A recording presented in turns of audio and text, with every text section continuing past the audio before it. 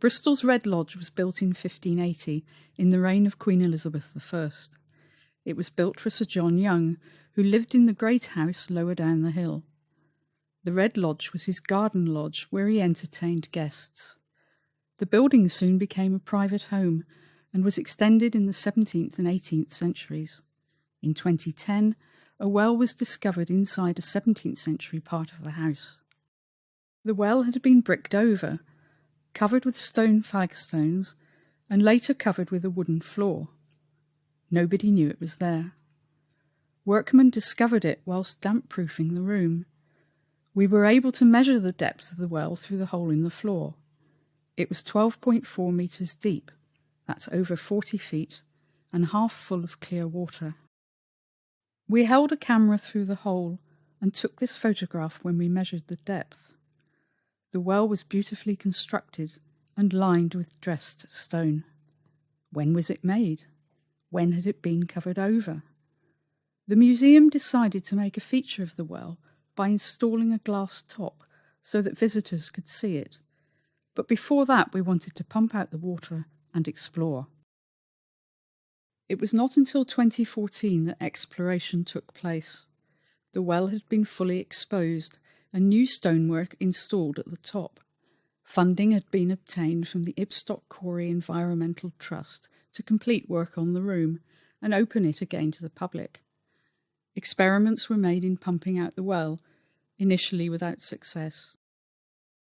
Scaffolding was erected so that cavers could rig their rope and go down when the water level had been lowered. Bristol Water kindly offered to install a submersible pump, and throughout August 2014 we tried to pump out the water. Progress was slow. As the well has a diameter of 1.4 metres, it holds a lot of water, and we only succeeded in pumping out about 1 metre. The level also rises several days after heavy rain. Once it went up by nearly 3 metres.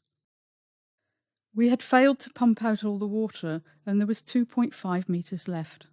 That's nearly 4,000 litres of water. However, we decided to go down and have a look around. The objective was to take photographs, make measurements, and see if we could see the bottom. One caver at a time abseiled down to the surface of the water.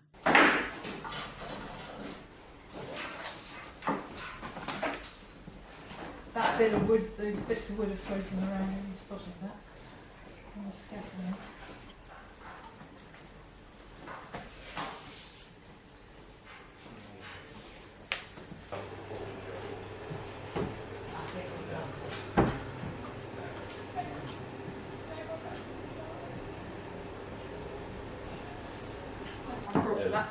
Inuit houses that have got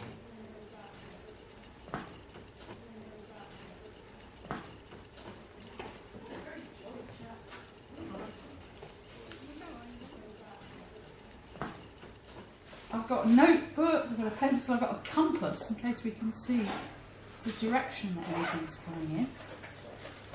But you know, you're just hanging in the air and you don't want to drop it all down the blinking well.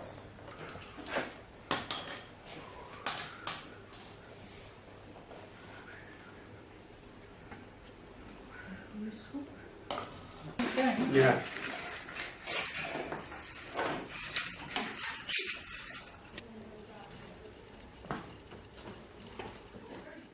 Just right, and just sort of vaguely, not start the camera, but look at Bruce or something while I take a about to go shot. Yes. Yeah, you got look intrepid and look at Bruce. Yeah. The intrepid explorers. Right. So what I'm going to want is the shopping bag. Right. When I'm down there. Oh yeah. Okay. Well, when you're going down, I'll get that ready. Right.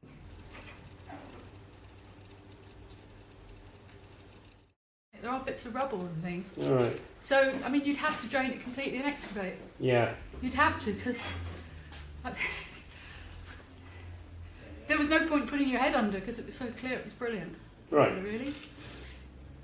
But, oh.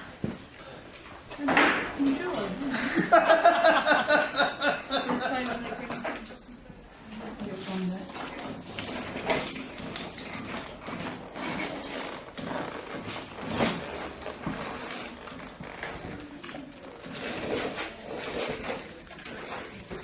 disappearing from view. This is the view looking up the well.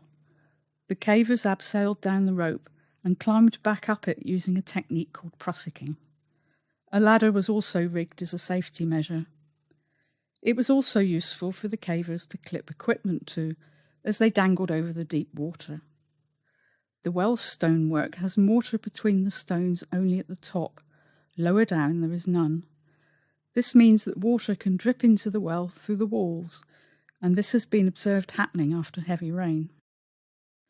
This is at water level, with a caver's leg and boot for scale. The water was very clear, and silt and rubble could be seen at the bottom. However, we were astonished to find evidence of the way the well diggers constructed their well. In the middle of this photograph are the remains of a wooden crossbeam.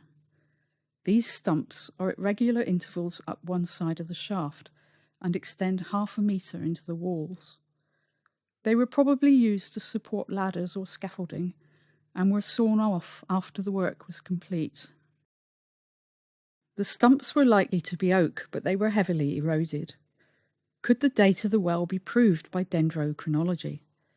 This is the study of the growth rings of trees, and this scientific method had already been used for dating the construction of the Red Lodge itself.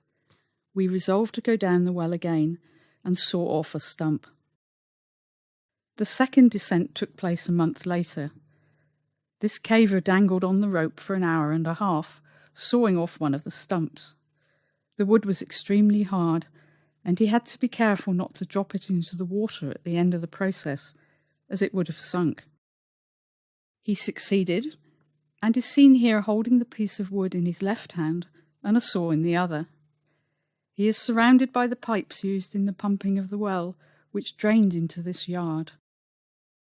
The oak had eroded into this strange shape after being wet for hundreds of years. The growth rings could be clearly seen. But did enough rings remain for tree ring analysis? The slice was taken to Ian Tyers, who had previously analysed samples of oak from the Red Lodge.